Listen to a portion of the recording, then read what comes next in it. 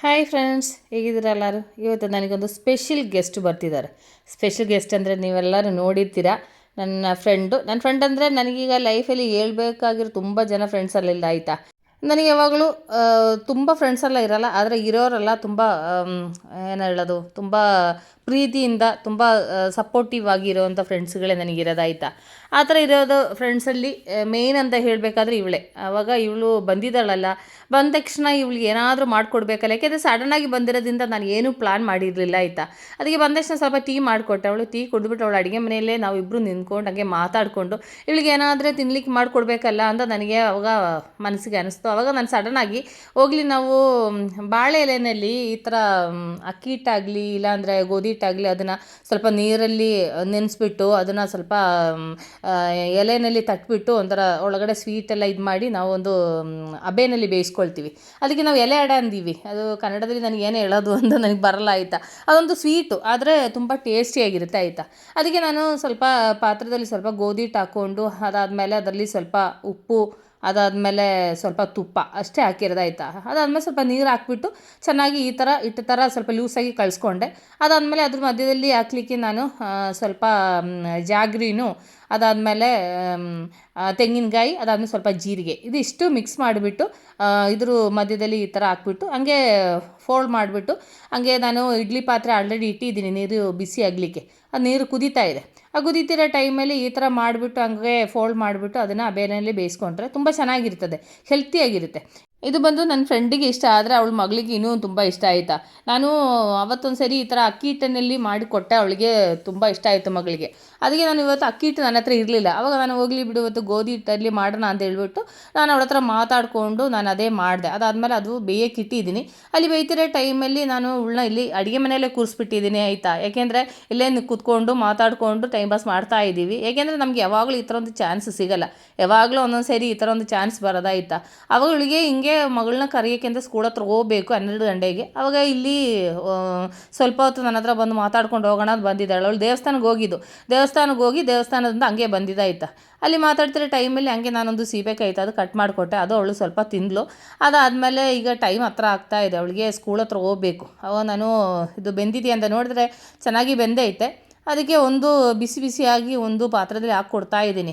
ಅದಾದಮೇಲೆ ಮಿಕ್ಕಿದ್ದು ಅವಳಿಗೆ ನಾನು ಹಂಗೆ ಪ್ಯಾಕ್ ಮಾಡಿ ಕಳಿಸ್ತೀನಿ. ಅವಳಿಗೆ ಮನೆಗೆ ಹೋಗಿ ಅವಳು ಆರಾಮಾಗಿ ತಿನ್ನಲಿ ಅಂತ, ಅವಳು ಮಗಳಿಗೆ ಕೊಟ್ಟು ಅವರೆಲ್ಲರೂ ತಿನ್ಕೊಳ್ಳಿ ಅಂತ ನಾನು ಮಿಕ್ಕಿದ್ದು ಹಂಗೆ ಕಳಿಸ್ತೀನಿ. ಈಗ ಸದ್ಯಕ್ಕೆ ಅವಳಿಗೆ ಹಸು ಆಗ್ತಿಲ್ಲ, ನಾನು ಬೆಳಿಗ್ಗೆ ಏನೇನೋ ತಿನ್ಕೊಂಡ್ಬಂದಿದ್ದೀನಿ ಅಂತ ಅಂದ್ಲು. ಅದು ನಾನು ಫೋರ್ಸ್ ಮಾಡಿ ತಿನ್ನಿಸ್ತಾ ಇದ್ದೀನಿ, ಆಯಿತಾ. ತಿನ್ನೋ ಒಂದು ಟೇಸ್ಟ್ ಹೇಗಿದೆ ಅಂತ ತಿನ್ನು ಅಂತ ಹೇಳ್ಬಿಟ್ಟು ಕೂರಿಸ್ತಾ ಇದ್ದೀನಿ. ಆದರೆ ಅವಳಿಗೆ ತುಂಬ ಇಷ್ಟ, ನಾನು ಏನೇ ಅಡುಗೆ ಮಾಡಿದ್ರೂ ಅವಳಿಗೆ ಇಷ್ಟ, ಆಯಿತಾ. ಹೇಗೆಂದರೆ ಅವಳಿಗೆ ಏನಾದರೂ ಒಂದು ಚೇಂಜ್, ಆಯಿತಾ. ನಾವು ಯಾವಾಗಲೂ ನಾವೇ ಮಾಡೋದು ತಿನ್ನೋದಕ್ಕೂ ಬೇರೆಯವ್ರಿಗೆ ಮಾಡಿಕೊಟ್ಟು ತಿನ್ನೋದಕ್ಕೂ ವ್ಯತ್ಯಾಸ ಇರುತ್ತಲ್ಲ. ಯಾಕೆಂದರೆ ಯಾವಾಗಲೂ ನಮ್ಮದೇ ಒಂದೇ ಟೇಸ್ಟಲ್ಲಿ ನಾವು ಇರ್ತೀವಲ್ಲ. ನಾನು ಯಾವಾಗಲೂ ಅಷ್ಟೇ, ನನಗೆ ಇಲ್ಲಿ ಊಟ ಬೋರ್ ಆಗ್ತಿದೆ ಅಂದಿರೋ ಟೈಮಲ್ಲಿ ಒಂದೊಂದು ಸರಿ ಇವಳ ಹತ್ರ ಹೋಗ್ಬಿಟ್ಟು ಅವಳು ಮನೆಯಲ್ಲಿ ಊಟ ಮಾಡ್ಕೊಂಡು ಬರ್ತೀನಿ. ಅವಳಿಗೆ ಅವಾಗ ಅದ್ರ ಜೊತೆಯಲ್ಲಿ ಸ್ವಲ್ಪ ತುಪ್ಪ ಬೇಕು ಅಂತ ಅಂದ್ಲು. ಅದಕ್ಕೆ ನಾನು ಆ ಬಿಸಿ ಆದಂಥ ಸ್ವೀಟು ಅದ್ರದ್ದು ಮೇಲೆ ನಾನು ಸ್ವಲ್ಪ ತುಪ್ಪ ಹಾಕ್ಕೊಟ್ಟೆ. ತುಪ್ಪ ಹಾಕ್ಕೊಟ್ಟಿದ್ದಕ್ಕೆ ಅವಳು ತಿಂದು ನಾನು ಅದು ಟೇಸ್ಟ್ ಹೇಗಿದೆ ಅಂತ ತಿಂದ್ಬಿಟ್ಟು ಹೇಳು ಅಂತ ಹೇಳ್ತಿದ್ದೆ. ಅದಕ್ಕೆ ಅವಳು ತುಂಬ ಚೆನ್ನಾಗಿದೆ ಅಂತ ಅಂದ್ಲು. ಯಾಕೆಂದರೆ ಇದು ಹರಿಬರಿನಲ್ಲಿ ಮಾಡಿದಾಯ್ತಾ. ಯಾಕೆಂದರೆ ಇವಳು ಬರೋ ಟೈಮಲ್ಲಿ ಮನೇಲಿ ಏನಿರಲಿ, ಇವಳಿಗೆ ಮನೆಗೆ ಬರೋವಾಗ ಏನು ಮಾಡಿಕೊಡೋದು ಅಂತ ಸಡನ್ನಾಗಿ ಈ ಥರ ನೆನಪಾಯಿತು. ಯಾಕೆಂದರೆ ಮನೆಯಲ್ಲಿ ಬಾಳೆಲೆ ಸ್ವಲ್ಪ ಇತ್ತು, ಮೊನ್ನೆ ತಂದಿದ್ದು. ಮೊನ್ನೆ ನಾನು ಅಕ್ಕಿ ರೊಟ್ಟಿ ಮಾಡೋಕ್ಕೆ ಅಂತ ಸ್ವಲ್ಪ ಬಾಳೆಲೆ ತೊಗೊಂಬಂದಿದ್ದೆ ಅಲ್ಲ, ಅದೇ ಬಾಳೆಲೆ ಮಿಕ್ಕಿದ್ದು ಫ್ರಿಜ್ಜಲ್ಲಿ ಇತ್ತು. ಅದರಿಂದ ನನಗೆ ಈಸಿ ಆಯಿತು. ಇಲ್ಲಾಂದರೆ ಈಗ ಮಾಡೋಕ್ಕಾಗ್ತಿರ್ಲಿಲ್ಲ. ಇಲ್ಲಾಂದರೆ ಮತ್ತೆ ನಾನು ಬಾಳೆಲೆ ತಂದುಬಿಟ್ಟು ಮಾಡೋದು ಕಷ್ಟ ಆಗ್ತಿತ್ತು.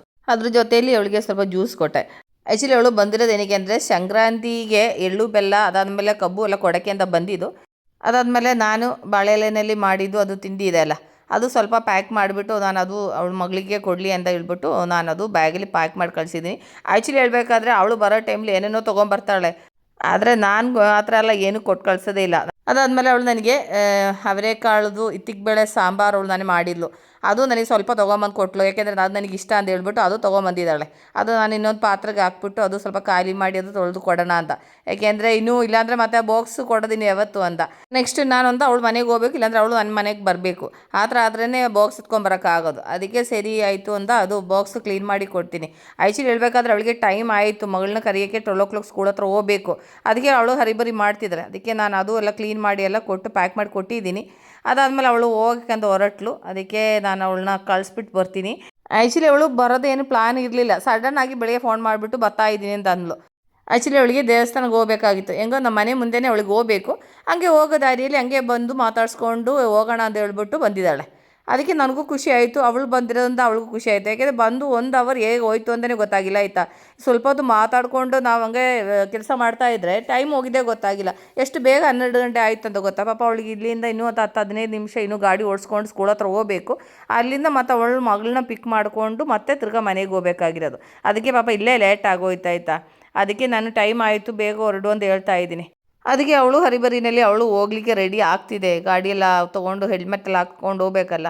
ಅವಾಗ ಅವಳಿಗೆ ಸ್ವಲ್ಪ ಹೂವು ಬೇಕಂದು. ನನಗೆ ಸ್ವಲ್ಪ ರೋಸ್ ಹೂವು ಇತ್ತು, ಅದಕ್ಕೆ ರೆಡ್ಡು ಹೇಳಿದ್ಲು. ರೆಡ್ಡಲ್ಲಿ ಹೂವು ಸರಿಯಾಗಿ ಇನ್ನೂ ಬಿಟ್ಕೊಂಡಿರಲಿಲ್ಲ.